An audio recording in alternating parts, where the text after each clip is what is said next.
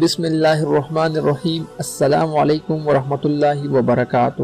ناظرین، آج کی اس ویڈیو میں ہمارا موضوع ہے غصے کو ختم کرنے کا وظیفہ۔ ناظرین، جیسا کہ آپ کو پتہ ہے کہ اولاد کی تربیت ابتدا ہی سے ایسے کی جائے کہ انہیں نہ تو مکمل چھوٹ دیا جائے اور نہ ہی انتہائی پابندی کے تحت رکھا جائے، بلکہ مناسب حد تک پابندی اور مناسب حد تک نرمی کی جائے۔ ہر چیز میں میاں نروی بہتر ہے۔